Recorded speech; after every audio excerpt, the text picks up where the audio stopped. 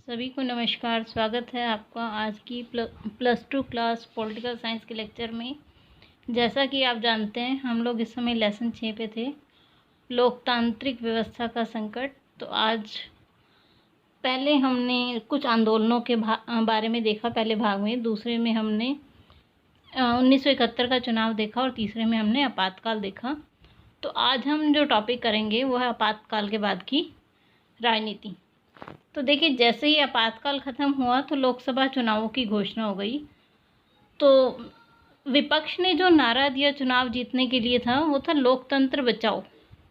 तो जो 1977 में चुनाव हुए, जनवरी 1977 में सरकार ने चुनाव करवाने का फैसला किया और मार्च 1977 में चुनाव हुए।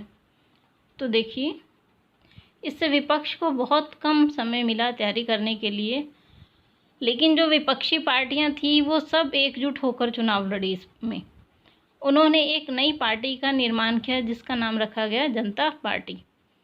तो इस नई पार्टी ने जयप्रकाश नारायण का नेतृत्व स्वीकार किया और कांग्रेस के कुछ नेता जो कि आपातकाल के खिलाफ थे वे भी जनता पार्टी में आकर शामिल हो गए।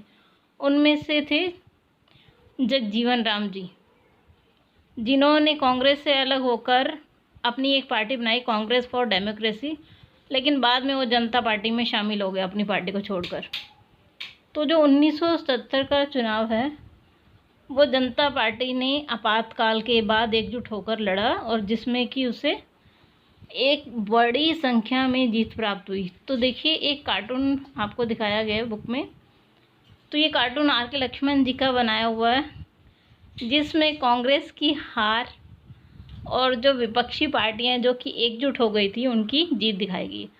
अगर आप ध्यान से देखेंगे तो इस कार्टून में आपको मोरारजी देसाई, जगजीवन राम जी, चरण सिंह जी, अटल बिहारी वाजपेयी जी को दिखाया गया और नीचे एक कांग्रेस का वो दिखाया गया कि कांग्रेस अपने सारे अस्त्र शस्त्र इस्तेमाल करने के बाद भी हारी है। तो देखिए, जो ये जो चुनाव हुए थे इसमें कांग्रेस को 154 सीटें मिली थी और जो जनता दल बना उसे 330 सीटें मिली। जो उनकी गठबंधन वाली सरकार थी उन्हें 330 सीटें मिली। अकेले जनता पार्टी को 295 सीटें मिली। इसमें देखिए, जो चुनाव का माहौल था वो कांग्रेस के एकदम खिलाफ था, इसलिए बिहार, उत्तर प्रदेश, दिल्ली, हरियाणा और पंजाब में कांग्रेस को एक भी सीट नहीं मिली। राजस्थान और मध्य प्रदेश में सिर्फ एक एक सीटें मिली। इंदिरा गांधी जो कि रायबरेली से स्वयं इलेक्शन के लिए खड़ी हुई थी और उनका बेटा संजय गांधी अमेठी में खड़े हुए थे, लेकिन दोनों ही उस समय चुनाव हार गए। तो देखिए, कांग्रेस की स्थिति 1970 के चुनाव में कितनी बुरी थी। तो आगे हम देखते हैं। देखिए, ये आपको एक चित्र दिखाया गया। तो ये शपथ ग्रहण समारोह का चित्र है 1977 के, जिसमें गैर कांग्रेसी पार्टियों ने शपथ ली। इस पार्टी में आपको जयप्रकाश नारायण जी, JB कृपलानी, मोरारजी देसाई और अटल बिहारी वाजपेयी जी नज़र आ रहे हैं।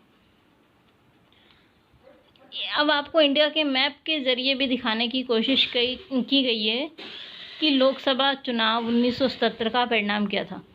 देखिए, जो जनता पार्टी है, जितना भी आपको ग्रीन पार्ट दिखाई दे रहा है इस मैप में, वहाँ पर इसे जीत मिली थी और जितना भी आपको येलो दिखाई दे रहा है वहाँ पर कांग्रेस पार्टी, और जो रेड है वो वाम दल और ब्लू अन्य।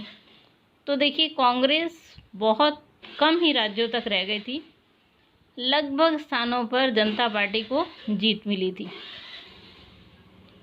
चलिए आगे देखते हैं हम। ये कुछ कार्टून आपको फिर से दिए गए हैं। ये पहला कार्टून है जो अतुल राय जी का है, बाकी हम जितने भी देख रहे हैं वो सब R.K. लक्ष्मण जी के द्वारा बनाए गए हैं। तो देखिए, इसमें आगे हम देखते हैं जनता सरकार। अब जो 1970 में सरकार बनी तो उसने देश को कैसे चलाया। जो 1970 में जनता पार्टी की सरकार बनी, क्योंकि बहुत सारे दल इसमें शामिल थे तो उनका खास तालमेल नहीं बन पाया। सभी के बीच में जो बड़े बड़े नेता थे, प्रधानमंत्री बनने के लिए होड़ लग गई। मोरारजी देसाई, चरण सिंह, जगजीवन राम जी इसमें शामिल थे। मोरारजी देसाई, जैसा कि आप सबने पढ़ा है कि वो इंदिरा गांधी के प्रतिद्वंदी भी रहे 1966-67 में उत्तराधिकारी के लिए। चरण सिंह जी जो हैं, जो किसानों के नेता के रूप में जाने जाते हैं उत्तर प्रदेश के, और जो जगजीवन राम जी हैं वो कांग्रेस में मंत्री के पद पर रहने का एक लंबा अनुभव था उनके पास। लेकिन उन सबको पछाड़ते हुए मोरारजी देसाई 1970 में प्रधानमंत्री बने। लेकिन खींचतान के कारण पार्टी ज़्यादा एकजुट नहीं रह सकी, और कहते हैं कि ना तो उनके पास दिशा थी, ना नेतृत्व था, ना ही कोई एक जैसा साझा कार्यक्रम था, इसलिए पार्टी जल्दी ही बिखर गई। जो मोरारजी देसाई प्रधानमंत्री बने वो सिर्फ 18 महीने में ही सरकार ने अपना बहुमत खो दिया। जो कांग्रेस पार्टी थी तो उसके नेतृत्व, उससे समर्थन लेकर अब चरण सिंह जी प्रधानमंत्री बने। लेकिन जल्दी ही उन्होंने, कांग्रेस पार्टी ने अपना समर्थन वापस ले लिया। महज जो चौधरी चरण सिंह जी थे वो 4 महीने ही सत्ता में रहे।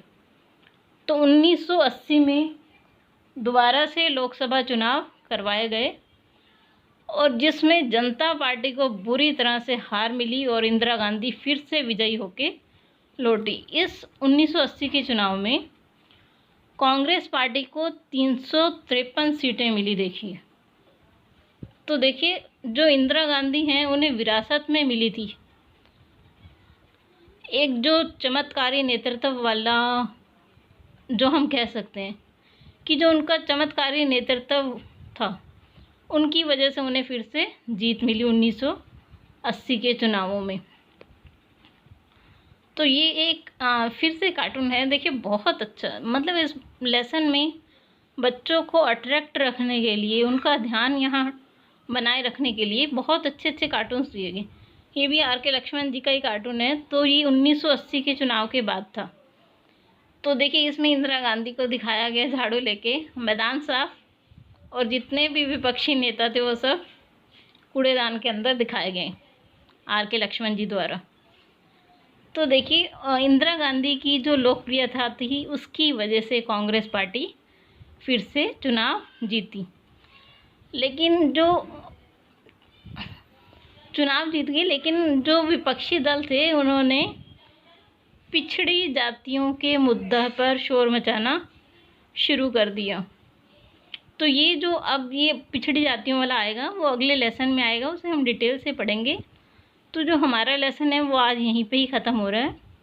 आप सभी का धन्यवाद। आपसे अगले भाग में फिर से मुलाकात होगी, तब हम इसके मेन पॉइंट्स और जो इसके प्रश्न हैं वो देखेंगे कि कौन कौन से इस लेसन में से मेन प्रश्न बनते हैं, और हमें कितने प्रश्न ऐसे हैं जो अच्छे से याद करने हैं।